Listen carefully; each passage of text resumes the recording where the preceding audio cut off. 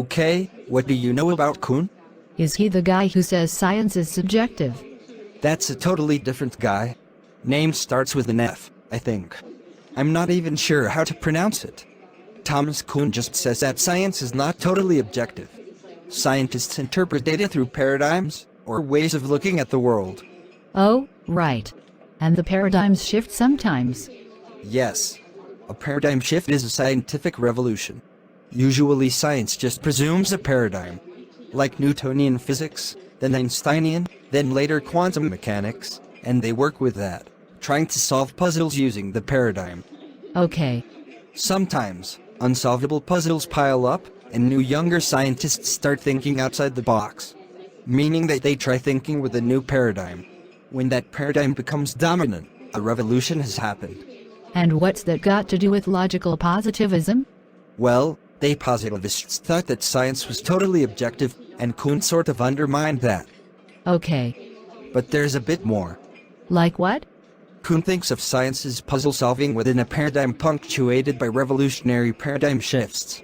This is a different idea of science from the logical positivists' idea. It's not just the lack of complete objectivity. It's also abandoning verifiability as the criterion of science. Oh, so Kuhn is like Popper on that one? Right. They both disagree with logical positivism on that one. But they don't agree with each other either. And Kuhn is different from Popper in thinking science isn't totally objective. Actually, the puzzles during normal times are more like verification than anything Popper allows.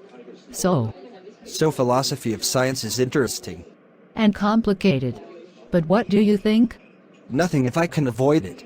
Not without another round of caffeine, a pen, and a clean piece of paper. Then I might think something.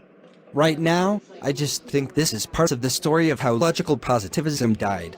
Okay, but do we have to be skeptics? Well, I'm not. Why do you ask?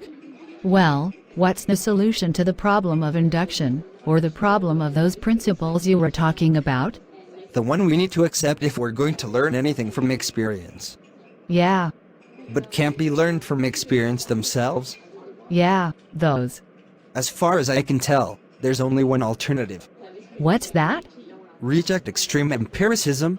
We don't have to think that knowledge can come from experience, and experience only. Okay, but how? What sort of epistemology would that be? Honestly, I don't know for sure. And I'm not even sure I care. I need more time to figure this out. I don't have my own definition of knowledge.